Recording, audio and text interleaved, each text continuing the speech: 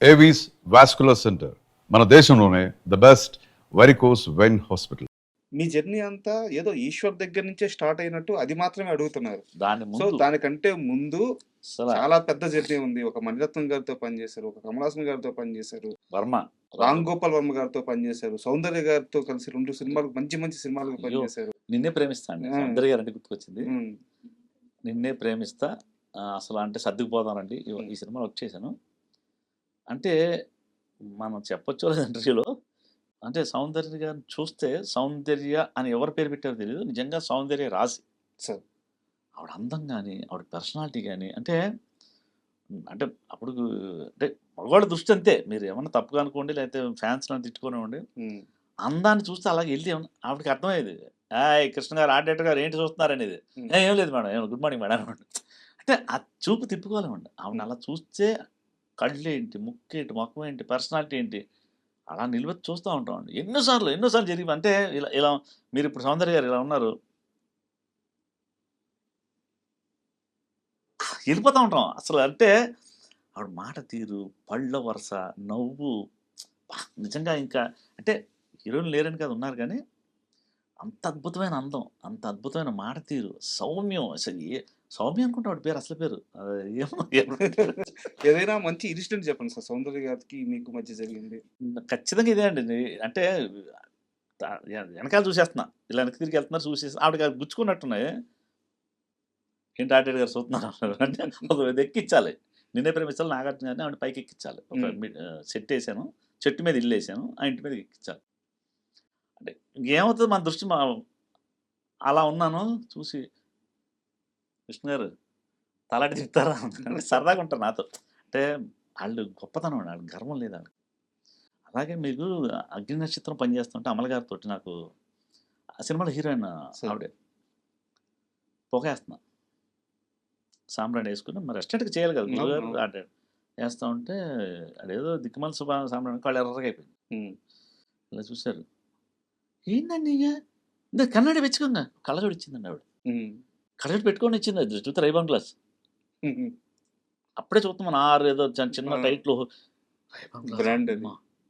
అంటే అప్పట్లోనే 3000, 6000 ఏదో పెద్ద నాకు తెలీదు దాని గురించి. హ్మ్.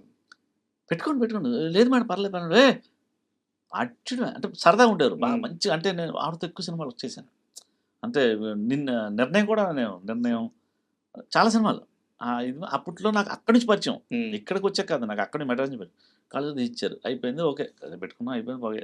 పెట్టుకోక కొడతానంటుంది ఆవిడ. హ్మ్. సరే బావుంది. అయిపోయింది. ఆ! ఎళ్ళేటప్పుడు ఇచ్చేయాలా? ఉంచుకోవాలా? ఒక డౌట్ ఉంటది కదా! మనం కాస్ట్ తెలిసిపోతుంది అది చూడగానే. అర్థమవుతుంది. ఆ! అంటే "நீங்க வச்சுக்கோங்க ఎప్పుడైనా పొగేస్తే" ఆవిడ తమిళ్ మాట్లాడేవారు అప్పట్లో. హ్మ్. "நீங்க வச்சுக்கோங்க எப்போதும் పొగ పట్టా యూజ్ பண்ணிக்கோங்க" అంటుంది. అబ్బా! ఓయమ్మ! ఏంటంటే ఎంత అందుకనే ఆవిడ బ్లూ క్రాస్ అవును. అంటే జనాల మీద, జంతువుల మీద ఒక అభిమానం, ప్రేమండి. ఆ మంచితనం అప్పటి నుంచే ఉంది. ఉందండి అసల. నేనే ఎగ్జాంపుల్. అంటే రేబాన్ గ్లాస్ మనకు తీసి ఇచ్చేసి మళ్ళీ అడగట్లేదు. ఉంచుకో నువ్వు పెట్టుకో ఎప్పుడైనా పొగేస్తే హ్మ్. నువ్వు పెట్టుకో అంటుంది ఆవిడ. అబ్బా! 'నిర్ణయం' సినిమాలో ఒక పావురం ఒక దగ్గర నిలబడాలి. హ్మ్. అంటే ఇప్పుడు పావురం ఇక్కడ పెడితే అది ఉండాలి అలా. ఎందుకుంటది పావురం? అది ఎగిరిపోద్ది కదా! ఎగిరిపోద్ది. హ్మ్. మాకు సినిమాకి కొన్ని ట్రిక్కులు తెస్తాడు. నేనేం చేశానంటే డైరెక్టర్ గారికి చెప్పి, "ఉంటా సార్ మీరు రెడీ మీరు టేక్ అంటే పెడతానన్నా." హ్మ్.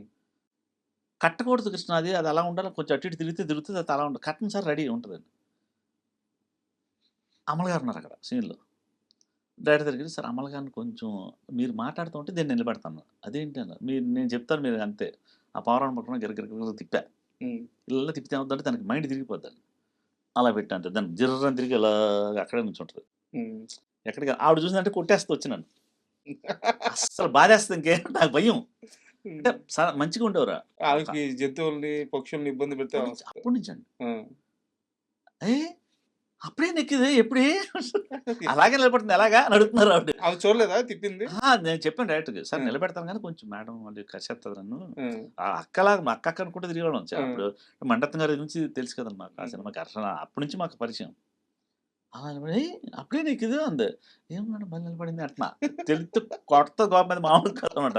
అంటే జంతువులను ప్రేమించడం, మనుషుల్ని ప్రేమించడం ఒక వాళ్ళకి అంటే నిజంగా ఆళ్ళకి ఉన్న మంచి దయాగుణం అనాలా? దాన్ని ఏమనాలో అంటే ఎలాగ సౌందర్య గారు కూడా షెడ్యూల్ అయిపోయిన వెంటనే అంత క్యాష్ అలా తీసిచ్చి అందరికి ఇవ్వండి అని చెప్పించేదండి. వారి సొంత డబ్బులు.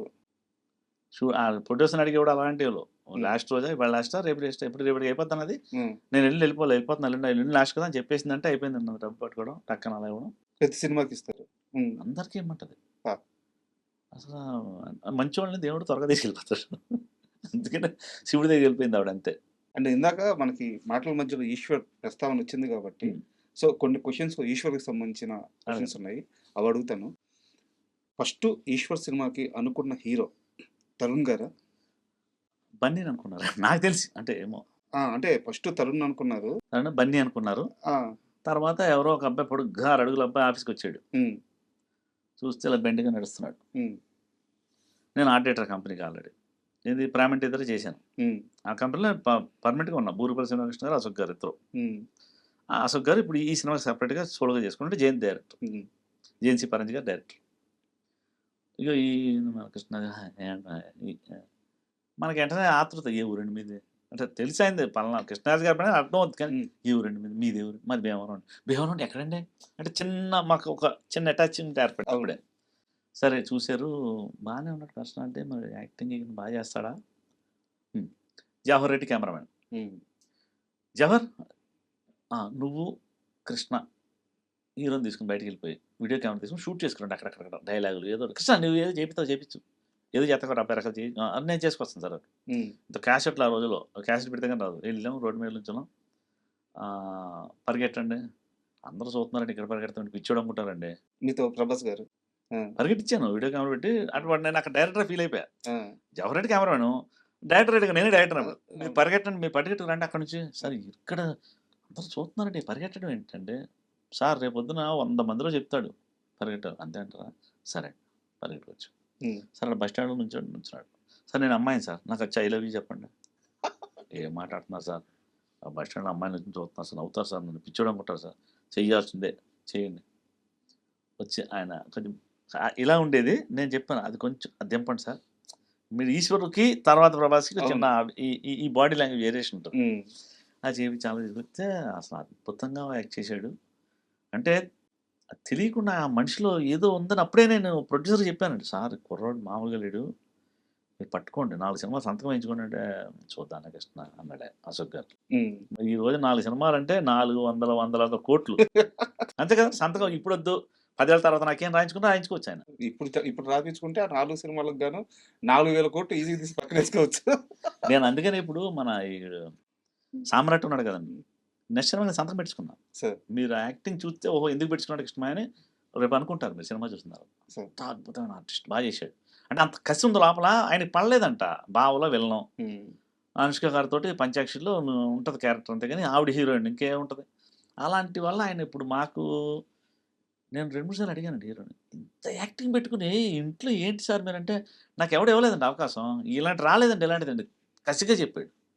ఏంటి సార్ మీరు యాక్టింగ్ చేయండి నాకు కావాల్సిన చేయండి అని చేశాడు. అసలు అంటే ప్రభాస్ గారిని అలా పరిచయం అవ్వబట్టే ఆ సినిమాకి నేను ఆర్డేటర్ యాక్టింగ్ చేద్దాం లేదు ఫస్ట్ ఉమ్, కూడా యాక్ట్ చేశాను కదా బస్ స్టాండ్ నుంచి సార్ నేను నాకు చైలో చెప్పండి ఇలాంటి చెప్తే ఆయన ఏమండి ఈయనకు కూడా ఆశయం ఉండే అన్నాడు జయంత్ గారు. జయంత్ గారికి ఇంకా అదే ఛాన్స్. ప్రభాస్ గారు అడిగారు మీకేమన్నా? ఆయన కూడా ఉంటే కొంచెం అంటే హెల్ప్ అంటే లైట్ ఇక్కడ ఉందండి ఆయన తెలీదు. అంటే మొన్న ఫౌజీలో కూడా డైరెక్టర్కి పిలిచి ఆ డైరెక్టర్ పిలిచి నా గురించి చెప్తున్నాడు ఆయన ప్రభాస్ గారు. ఉమ్, నేను తెలుసా అండి అన్నాడు. ఆ డైరెక్టర్ తెలుసు కాదండి నాకు అసలు లైట్లో ఎలా నుంచోవాలో ఆ డైలాగ్ ఎలా చెప్పాలో ముందు ఏం చెప్పాడు తర్వాత నేను చెప్పాడు అంటే అప్పుడు మనకి నాన్ వెజ్ కూడా పెట్టేవారు కాదు కదండి ఆదివారం ఒక్కరోజు అనుకోడు కదా అన్నాడు. సండే పెట్టేవారండి మా ఇంట్లో పట్టుకెళ్ళేవాడిని ఉమ్, అంటే తింటాడని తెలిసి నాకు సండే మాత్రమే లీవ్ ఆయన అంటే ఆదివారం వదిలేస్తాడు. చిరంజీవి గారిని కోచ్ జిమ్ ట్రైనర్ అసలు ఏ బాడీ పర్ఫెక్ట్ మనిషి అతను. ఉమ్, అంటే ఎంత కఠినంగా ఉంటాడంటే రోజుకి ఎంత కప్ రైస్ 2 బాయిల్డ్ చికెన్ కానీ లేకపోతే వెజిటబుల్స్ కానీ అంతే ఫుడ్ మధ్యాహ్నం ప్రభాస్ గారికి అంతే ఈశ్వర్ టైంలో తిన్న కూడా. ఉమ్, అంటే నేను 2 నిమిషాలు దొంగతనంగా పట్టుకెళ్ళినా కూడా నాకు ఇలా చూసేవాడు ఏంటది తీయండి కృష్ణ గారు తీయండి మీరు అన్నాడు ఏం చేయకండి వెళ్ళండి అనేవాడు. ఉమ్, తిన్నాడు సార్ తినొద్దు హీరో రావాలి అతను మాట చంపేసేలా ఉన్నాడు అనుకున్నాడు. అంటే ఆయన ఒక సిచ్యువేషన్ చెప్పాడండి. ఆయన దగ్గరికి ప్రభాస్ గారిని తీసుకెళ్ళినప్పుడు సత్యానంద్ గారి దగ్గరికి ప్రభాస్ గారు ఒక రకంగా ఉన్నాడు. అంటే ఇంట్లో ఉన్న పిల్లలు ఎలా ఉంటారు, మంచి గట్టిగా తినేసి బిర్యానీ అలా వెళ్ళారు. ఈ చిరంజీవి అన్న అక్కడ ట్రైనర్ యాక్చువల్లీ. సత్యానంద్ గారి దగ్గర. ఈ చిరంజీవి గారు కూడా అంటే ఒక్కొక్కటి జిమ్ ఈడు, ఓకే. డైలాగ్ వర్షన్ ఈడు, ఉమ్, అలా ఉంటుంది కదా. ఉమ్, అలాగా ఆయన పెడితే ఫస్ట్ రోజు తీసుకొచ్చి చెప్పారు. ఓకే ఓకే మీరు సరే పొద్దున్న బీచ్కి తీసుకెళ్ళాడంట, తెల్లారట్లేదు ఉమ్, హీరో గారు. పరిగెట్టా చెవుని చెవులాగా పరిగెట్టాడు, బాగుంది. పరిగెట్టగానే ఏమనుకుంటాడు, మంచి టిఫిన్ సాంబార్ ఇడ్లీని పెట్టేస్తారు అనుకుంటాడు కదా. ఒక రొట్టె ముక్క ఇచ్చాడంట. అబ్బా. ఏం చేయాలి నేను తినాలి అంతే. తినేసి ముందే చెప్పారంట, డబ్బులు జేబులో పెట్టకండి అబ్బాయికి, ఉమ్, హీరో వాళ్ళనుకుంటాడు కదా, మాకు వదిలేయండి. అలాగ చేసి చేసి చేస్తే వాళ్ళు వచ్చారంట 4 నెలల తర్వాత. అంటే నాకు ఆయన చిరంజీవి గారు వాళ్ళు ఈ ప్రభాస్ గారు చెప్తాను, వాళ్ళు వచ్చి చిరంజీవి గారు కాళ్ళు పడేసుకున్నారంట, చంపేస్తావు మా అబ్బాయి, ఇలా అయిపోయాడు మనిషి. వచ్చింది ఎవరు? అదే పెద్ద ఆయన. పెద్ద ఆయన వచ్చారు. ఇప్పుడు 3 నెలలు 4 నెలలు అయింది కదా, ఇంకో 2 నెలల తర్వాత రండి, అప్పుడు పట్టుకోండి కాళ్ళు. అంటే ఉన్న ఫ్యాట్ని తగ్గించి ఆయన ఉమ్, డైట్ చేపించి తర్వాత కరెక్ట్గా ఏమి ఎక్కించాడు. అప్పుడు 2 నెలల తర్వాత వస్తే గిమ్ అన్నాడు Eshwar Prabhas. That is um. ఇప్పుడు ఈశ్వర్లో మీరు చూసే ప్రభాస్, తర్వాత వచ్చే ప్రభాస్ అన్నమాట. నాకు ఆ పోస్టర్ బాగా గుర్తు సార్. చేతులు ఇట్ట చాపి హీరోయిన్ ఎత్తుకుంటాడు.